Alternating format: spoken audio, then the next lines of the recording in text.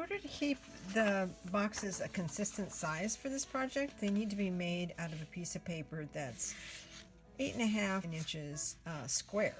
So it's quite easy to just take a piece of paper from your desk and fold it so that you've got a point here and a point up here, and mark that.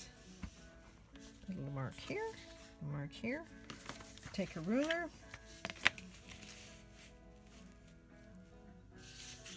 and tear it off. You don't even need a pair of scissors to make a salt box. So to start, we're going to make two boxes. One is the bottom and the other is the top that will enclose it. And we need two pieces of paper to do that. This is going to be the bottom of my box, and this is going to be the top of my box. I will tell you about this one when we get to there.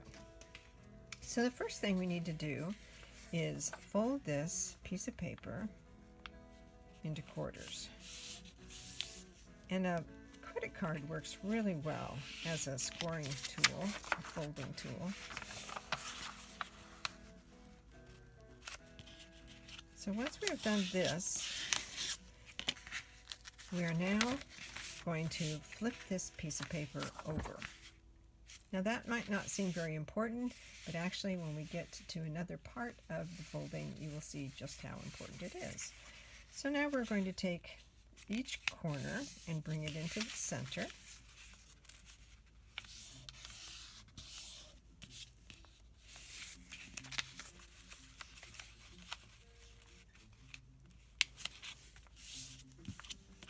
Making the folds nice and crisp will really help when you start making this into an actual box.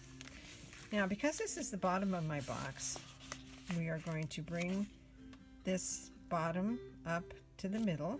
There's the center point right there. And fold that, turn it around, bring this back up to this center point, so that they meet. And then keeping the paper in this direction, unfold the top and the bottom. So now we're going to fold in the sides, and it helps if you hold this little point right here so that the paper doesn't slip.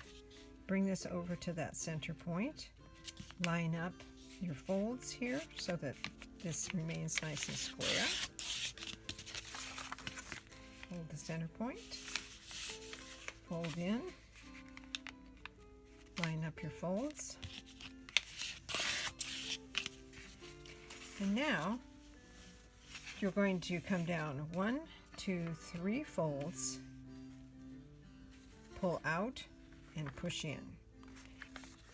Now, if we had not turned the paper over at the very first step, this particular fold right here would be going in the wrong direction. So make sure that you do that in those first steps, and that will make this step a lot easier. So now we have the bottom of our box.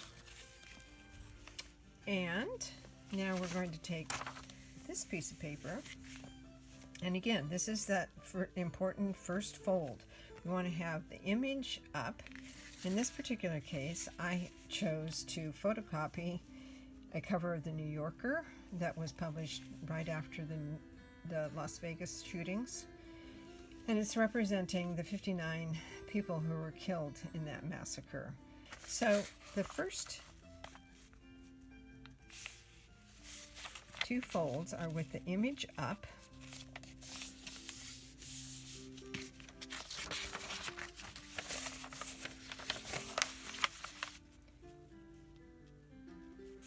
Here again, you want to keep those folds nice and crisp.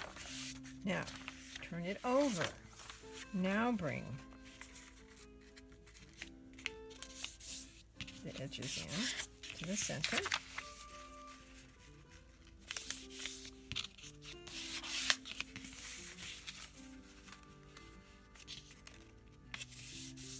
So we're not not looking for perfection here. We're not trying to be origami masters.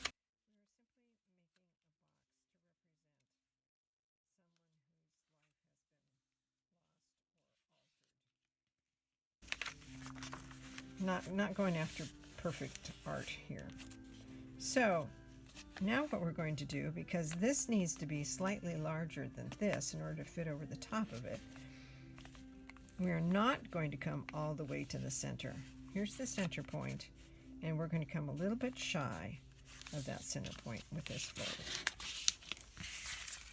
Here again, folding it up, coming a little bit shy.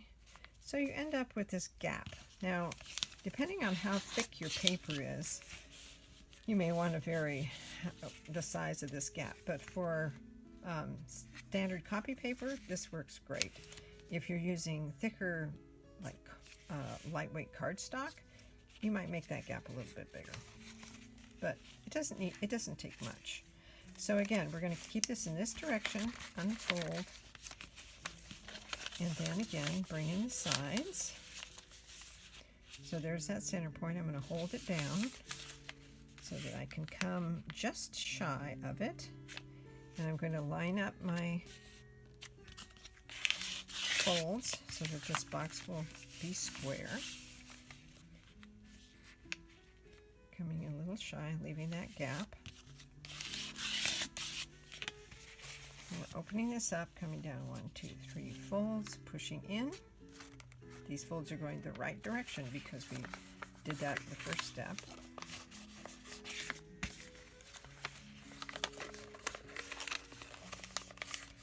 And that is the box top. So because a lot of these are made out of paper that is quite thin, and they will either go through the mail or be tumbled around with thousands of other boxes that are necessary for this project, we want to stuff them. And you can just take a regular piece of paper, the same stuff, grab one out of your recycle bin, make a use for that recycled paper, and put it inside your box so that it will be less crushable. And if you'd like, this is a good opportunity to think about maybe putting something inside the box. You can put anything in there, any kind of memento that you like, that's important to you, or just a thought. And then when we put this together, because that paper is inside of there, it makes it very structurally sound. This box will be joining the thousands of others that have been sent in to the project, each one of them representing a victim of gun violence or a gun incident.